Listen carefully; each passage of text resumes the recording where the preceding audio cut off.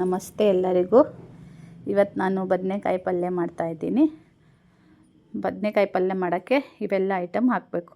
ಮೊದಲಿಗೆ ಈರುಳ್ಳಿ, ಟಮಾಟೆ, ಕರಿಬೇವು, ಬೆಳ್ಳುಳ್ಳಿ, ಕೊಬ್ಬರಿ ಇದೆಲ್ಲ ತುರಿದಿಟ್ಕೊಬೇಕು. ಒಂದು ಕಡಾಯಿ ತೊಗೊಂಡು ಅದರೊಳಗೆ ಎಣ್ಣೆ ಹಾಕಿ ಸ್ವಲ್ಪ ಜೀರಿಗೆ, ಆಮೇಲೆ ಧನಿಯಾ, ಆಮೇಲೆ ಈರುಳ್ಳಿ ಹಾಕಿ ಕೆಂಪಾಗೋ ತನಕ ಹುರಿತಾ ಇರಬೇಕು. ಕೆಂಪಾಗಬೇಕದು, ಹುರಿತಾ ಇರಬೇಕಾದ್ರೆ ಅದಕ್ಕೆ ಕರಿಬೇವು ಹಾಕಬೇಕು. ಅದನ್ನು ಹುರಿತಾನೇ ಇರಬೇಕು. ಹುರಿತಾ ಕೆಂಪಾಗ್ತಾ ಹೋಗುತ್ತೆ. ಆಮೇಲೆ ಸ್ವಲ್ಪ ಕೊತ್ತಂಬರಿ ಹಾಕಬೇಕು. ಕೊತ್ತಂಬರಿ ಹಾಕಿ ಅದನ್ನು ಹುರಿತಾ ಇರಬೇಕು. ಕೆಂಪಾಗ್ತಾ ಇರುತ್ತೆ. ಆಮೇಲೆ ಅದಕ್ಕೊಂದು 4-5 ಟಮಾಟೆ ಹಾಕಬೇಕು. ಅದನ್ನು ಕೆಂಪಾಗೋ ತನಕ ಹುರಿಬೇಕು.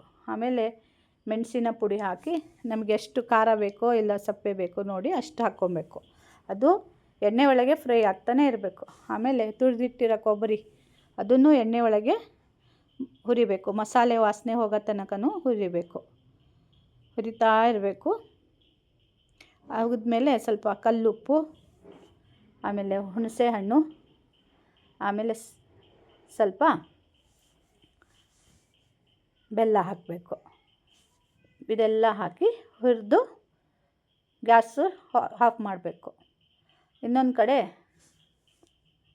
ಒಂದು ತವ ಇಟ್ಟು ಅದರೊಳಗೆ ಶೇಂಗಾ ಬೀಜ ಹುರಿಕೊಳ್ಬೇಕು. ಕೆಂಪಾಗೋ ತನಕ ಹುರಿಯಬೇಕು. ಹುರಿದು ಅದರ ಸಿಪ್ಪೆ ತೆಗೆದು ಆಮೇಲೆ ಕರಿ ಎಳ್ಳು ಅದು ಹುರ್ಕೊಬೇಕು. ಅದು ಹುರ್ಕೊಂಡು ಒಣದು ಹಂಗೆ ಹುರಿದು ಇಡಬೇಕು. ಮಿಕ್ಸಿ ಜಾರಿಗೆ ಹಾಕಬೇಕದು. ಹಾಕಿ ತರಿಯಾಗಿ ರುಬ್ಕೊಬೇಕು. ರುಬ್ದು ತೆಗೆದಿಟ್ಕೊಬೇಕು ಒಂದು ಕಡೆ. ಆಮೇಲೆ ನಾವು ಹುರಿದಿಟ್ಟ ಮಸಾಲೆ ಮಿಕ್ಸಿ ಜಾರಿಗೆ ಹಾಕಿ ನುಣ್ಣಗೆ ರುಬ್ಕೊಬೇಕು.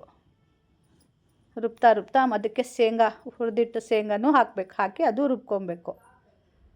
ರುಬ್ಬಿ ಮಸಾಲೆ ಒಂದು ಪಾತ್ರೆಯಲ್ಲಿ ಹಾಕಿ ಎಲ್ಲ ಮಸಾಲೆ, ಆಮೇಲೆ ನಾವು ರುಬ್ಬಿಟ್ಟಿದ್ವಲ್ಲ ಕರಿ ಎಳ್ಳು ಅದು ಆ ಮಸಾಲೆ ಒಳಗೆ ಎಲ್ಲ ಸೇರಿಸಿ ಮಸಾಲೆ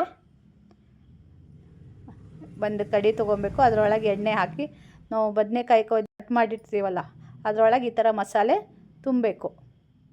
ತುಂಬಿ ಎಲ್ಲ ಎಣ್ಣೆ ಒಳಗೆ ಒಂದೊಂದು ಗ್ಯಾಸು ಸಿಮ್ಮಲ್ಲೇ ಇರಬೇಕು. ಇಲ್ಲದ್ರೆ ಅದು ಒಂದೇ ಸಾರಿ ಕೆಂಪಾಗಿಬಿಡತ್ತೆ. ಅದಕ್ಕೋಸ್ಕರ ಹಗೂರ ಒಂದೊಂದೇ ಮಸಾಲೆ ತುಂಬಿ ಈ ಥರ ಎಲ್ಲ ಎಣ್ಣೆ ಒಳಗೆ ಬಿಡಬೇಕು. ಬಿಟ್ಟು ಒಂದು 5 ನಿಮಿಷ ಎಣ್ಣೆಯಲ್ಲಿ ಬೆಂದ ಮೇಲೆ ಅದಕ್ಕೆ ಮುಚ್ಚಳ ಮುಚ್ಚಿ ಬಿಡಬೇಕು. ಮತ್ತು 5 ನಿಮಿಷ ಆದಮೇಲೆ ಮುಚ್ಚಳ ತೆಗೆದು ಒಂದು ಸಾರಿ ಈ ಥರ ಎಲ್ಲ ಬದನೆಕಾಯನ್ನು ಸರಿಸಬೇಕು. ಸರಿಸ್ತಾ ಇದ್ಮೇಲೆ ಉಳಿದಿರೋ ಮಸಾಲೆ ಇರುತ್ತಲ್ಲ ಅದು ಪೂರ್ತಿ ಹಾಕಿ ಇನ್ನೊಂದು ಸಾರಿ ಚೆನ್ನಾಗಿ ಮಿಕ್ಸ್ ಮಾಡಬೇಕು. ಮಿಕ್ಸ್ ಮಾಡಿ ಮತ್ತೊಂದು ಸಾರಿ ಮುಚ್ಚಳ ಮುಚ್ಚಿ ಒಂದು 10 ನಿಮಿಷ ಸಿಮ್ಮಲ್ಲೇ ಬೇಯೋಕ್ಕೆ ಬಿಡಿ. 10 ನಿಮಿಷ ಆದ ಮೇಲೆ ಮತ್ತೊಂದು ಸಾರಿ ಮುಚ್ಚಳ ತೆಗೆದು ನೋಡಿ ಬೆಂದಿದ್ದರೆ ಗ್ಯಾಸ್ ಆಫ್ ಮಾಡಿ ಬಿಡಿ. ಬದನೆಕಾಯಿ ಪಲ್ಯ ರೆಡಿ.